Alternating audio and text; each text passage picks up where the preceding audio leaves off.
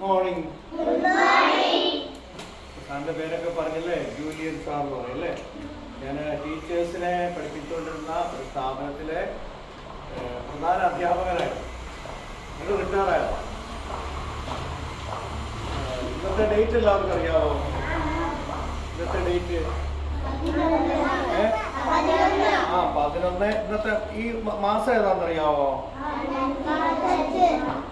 March മാസം അല്ലേ, 11/3 അല്ലേ.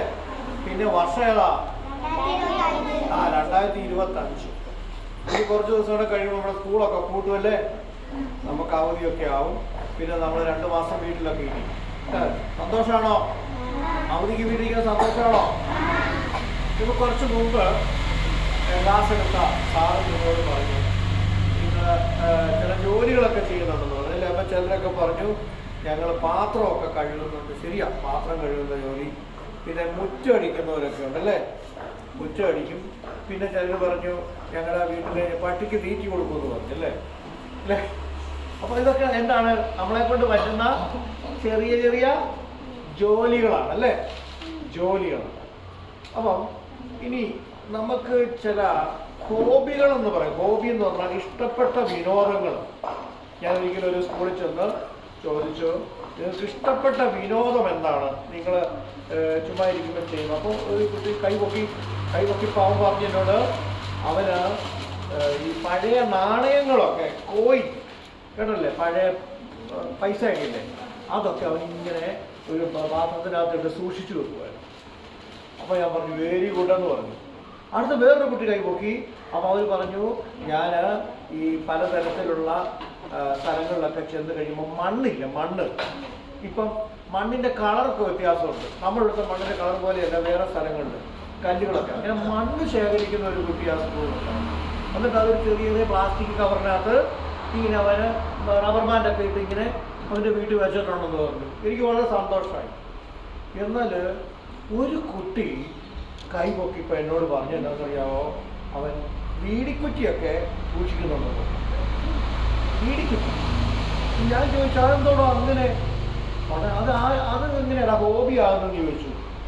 അപ്പോൾ അവന് എന്തെങ്കിലുമൊക്കെ ശേഖരിച്ച് വെച്ചാൽ മതിയെന്നുള്ള ചിന്തയുള്ളായിരുന്നു അവന്. പക്ഷെ അവൻ ശേഖരിച്ച് വെച്ചേക്കുന്നത് വല്ലവരും മറ്റുള്ളവർ വലിച്ച് റോട്ടിലും പരിസരങ്ങളിലൊക്കെ ഇടുന്ന വീടിക്കുറ്റി എടുത്ത് അവനിങ്ങനെ സൂക്ഷിച്ചു വെച്ചേക്കും. ഞാൻ പറഞ്ഞു മോനെ, അത് ഹോബിയല്ല, അത് നമ്മൾ അങ്ങനെ ചെയ്യാൻ പാടില്ല. പുകവലി ശരീരത്തിന് ഹാനികരമാണെന്ന് പറഞ്ഞു. എല്ലാവരും ഒന്ന് പറഞ്ഞേ, പുകവലി ശരീരത്തിന് ഹാനികരമാണ്. ഹിന്ദി പറഞ്ഞാൽ, നമ്മുടെ രാഷ്ട്രഭാഷയെ പറഞ്ഞാൽ സിഗരറ്റ് പീന മനാഹ്. എന്താണ്? ഓ, നിങ്ങൾക്ക് ഹിന്ദിയൊക്കെ അറിയാമല്ലോ. Very good, very good.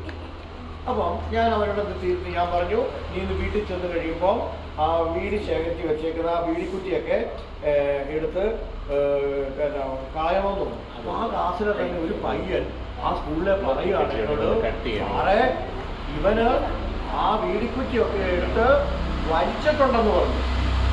ക്ലാസ്സെല്ലാം കഴിഞ്ഞ് ഞാൻ ആ കുട്ടിയെ വിളിച്ച് ചോദിച്ചപ്പോൾ അവനൊരു ദുശീലമുണ്ട്.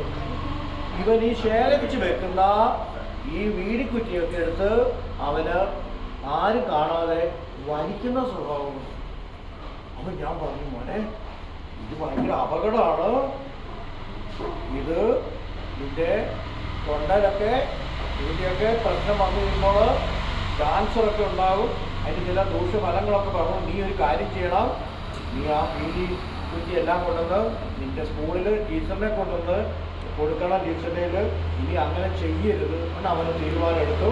സാറേ ഇപ്പം പറഞ്ഞു തന്നതിന് വളരെ സന്തോഷമുണ്ട്, ഞാൻ ഇനി അങ്ങനെ ചെയ്യത്തില്ല എന്ന്. മറ്റൊരിടത്ത് ചെന്നപ്പം വേറൊരു കുട്ടി എന്നോട് പറഞ്ഞു, അവനിങ്ങനെ സിഗരറ്റിൻ്റെയൊക്കെ മൂടെടുത്തിട്ട് സൂക്ഷിക്കുന്നുണ്ടെന്ന് പറഞ്ഞു. അത് വേറൊരു രീതി. ഞാൻ പറഞ്ഞു മോനെ എന്തിനാണെന്ന് ചോദിച്ചും പറഞ്ഞു, എന്നെ ചിലരൊക്കെ അങ്ങനെയൊക്കെ ചെയ്യുന്നുണ്ട് ഈ ഞങ്ങളുടെ കൂട്ടുകാർ. ഞാൻ അവരോട് പറഞ്ഞു അതും ചെയ്യരുത്.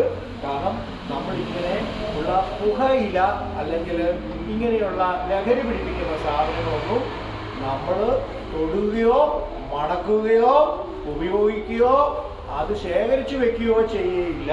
എല്ലാവരും ഒന്ന് പറഞ്ഞേ, ലഹരി പിടിപ്പിക്കുന്ന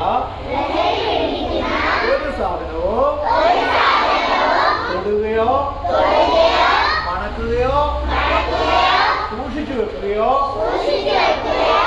ചെയ്യത്തില്ല. നമ്മുടെ ജീവിതത്തിൽ ഇതുപോലുള്ള പ്രശ്നങ്ങൾ വരുമ്പോൾ നമ്മൾ ചിന്തിക്കണം. നമ്മൾ കണ്ടിട്ടില്ലേ, ചില ചേട്ടന്മാര് കുപ്പിക്കകത്തൊക്കെ കടുകാപ്പി പോലത്തെ ചില സാധനങ്ങളൊക്കെ കൊടുത്തിട്ട് ഇങ്ങനെ